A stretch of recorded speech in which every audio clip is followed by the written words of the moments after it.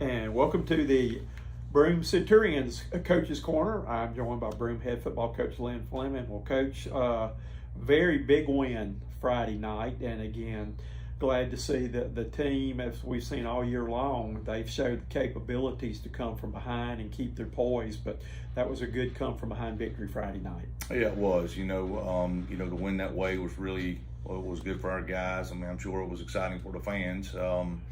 But it was, just kind of what they've done all year long. They just didn't. We get the ball back 53 seconds. They didn't panic. We got the ball, take it back down the field, and we were setting up for a game-winning field goal, and Kamaje happened to punch it in for us. So guys did a great job on that drive. So it was a very good win, very good momentum builder for us going into this week. And a good job on the offensive side, the ball with Sugar and Spice over there. That again, another good game by J Mac in the backfield there too. And like you said, I was just impressed at how much Kamaje is matured.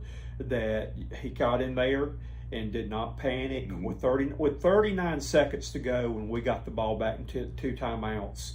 I still felt good about it because you got 2 guys back there that can score anywhere, anytime, any place on the field right there. We still had a shot at it there. Absolutely. Like you said, we got playmakers, and then they're everywhere. We had some guys make some big catches for us and get upfield, and it was a very good team effort there at the end to win that football game.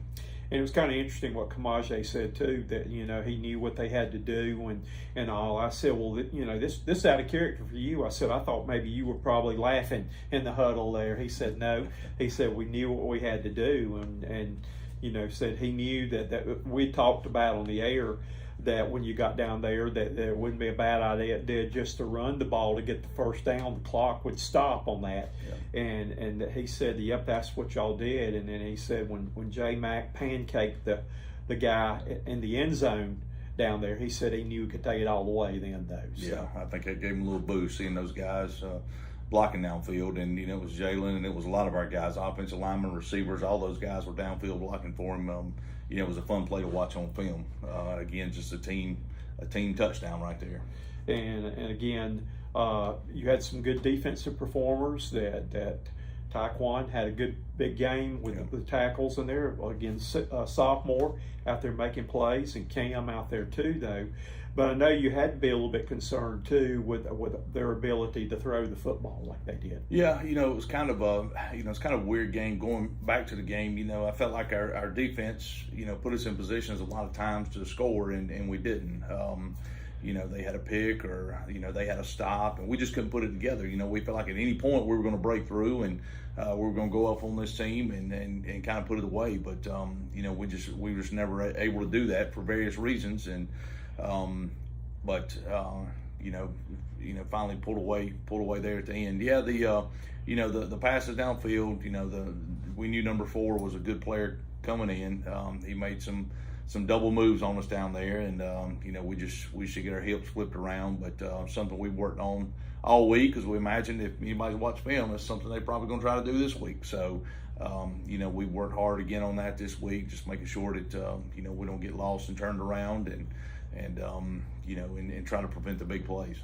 And I thought one of the turning points really in the game was when you got with their punt problem. You had a 1st and goal down there, and then you got the penalty down there where it was pretty much targeting a shot to the head to Kamaje. And the thing that was confusing to me, and I wasn't even paying a whole lot of attention, I thought that would be an obvious 1st down for that penalty. So when you went on 4th down, and J-Mac said he admitted it was his fault, he ran it too wide down there. I was shocked to see, I said, well, we got 3 more tries. And then, wait a minute, that was 4th down on that play. And then you went from scoring 7 there to a big play, and they went down. It was like a 14-point swing in the game at that point. It was the right call as far as should have been a 1st down. Now personal fouls, that penalty has to give you a 1st down.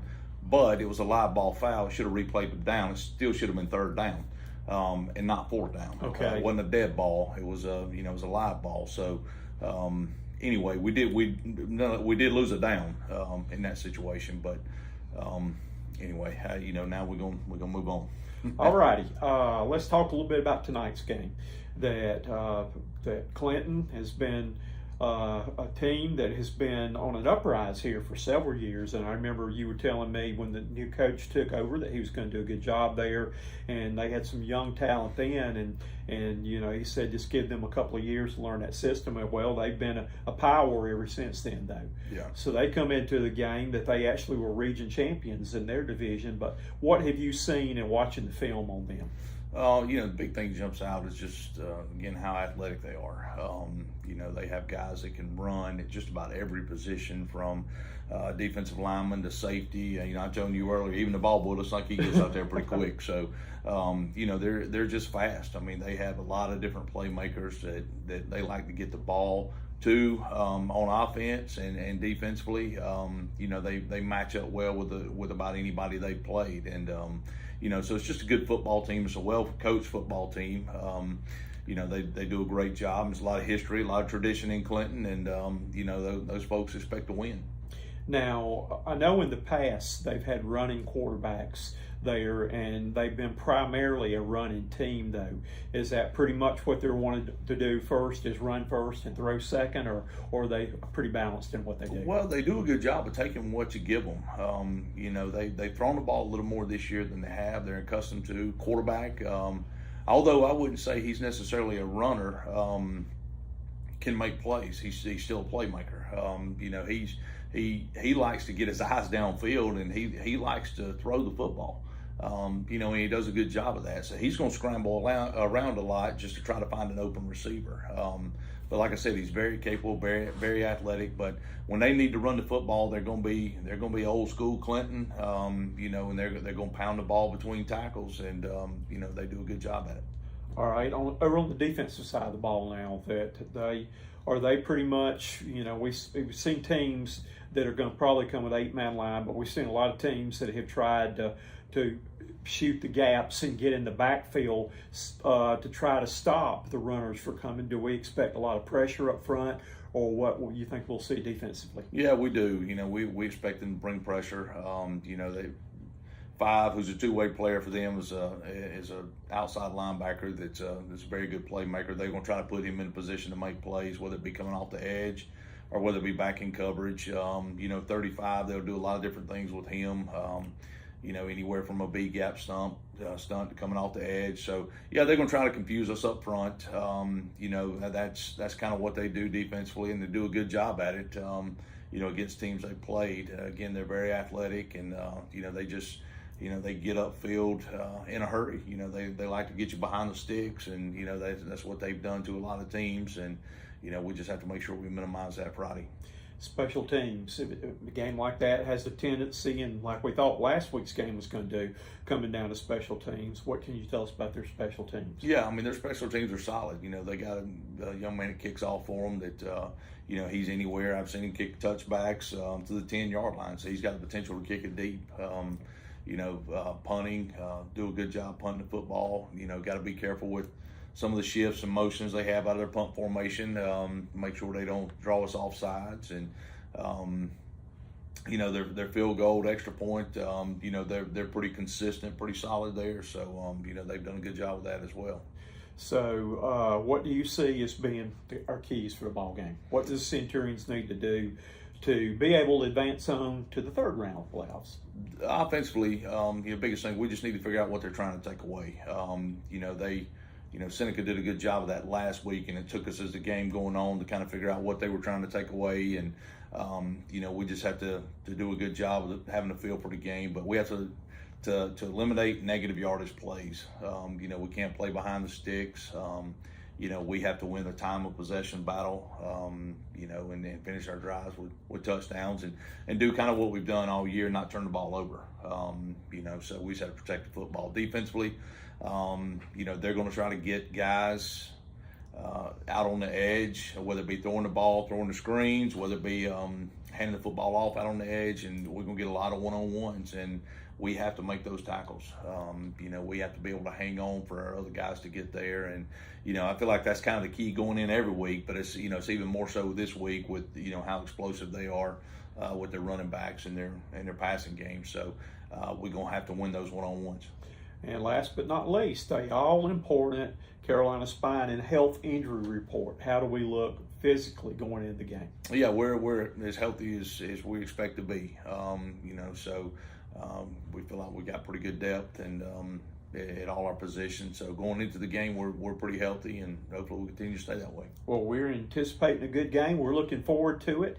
We've got our sponsors locked up, Right. and our Taking It to the House mascot sponsor was at my house this weekend. That she came up to take care of me. My daughter came up to help take care of me too, but Dolly was there snuggling up with me, and we had to go out in the backyard, and she was doing her runs, getting ready to take it to the house. There you go, right getting loose, there. getting warmed up. She was There you go. loose and warming up, and while she was in town, she told me to challenge Sugar and Spice that she wants to race them. Oh, there you I'm go. putting my money on Dolly. And we've had the fans have actually been voting with Dolly too, though. So I think there's a lot of excitement, anticipation right now for Centurions being in the playoffs. So, and we look forward to playing another Friday night and having a good game and see if we can take this thing to the third round. Yeah, we do too, and I appreciate you and hope you continue to take care of yourself. Well, thank you, and we look forward to talking to you after the game. Great. Thank Good you, luck. Coach. Thank you.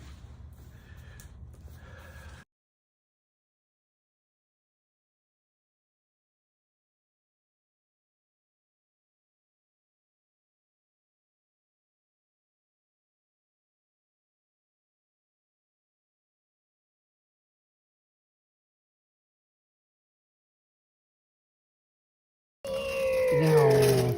Go, girl. Go, girl. Go, girl. Go, Dolly.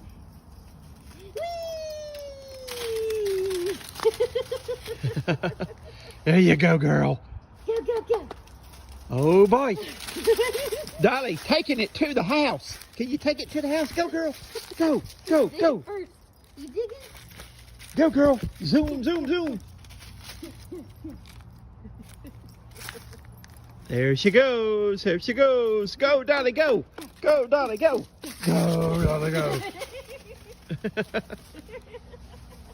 Go, Dolly, go. There's Dolly. Woo, you're fast. You're fast. You are fast, girl. You getting ready for your playoff game, round 2. Round 2, Clinton playoff game. Here she comes. She's getting ready. What you see? Go make a touchdown, Dolly. Go, Dolly, go. Go, go, go. Touchdown. Yay, touchdown. Good girl. Good girl. Good girl. Yay.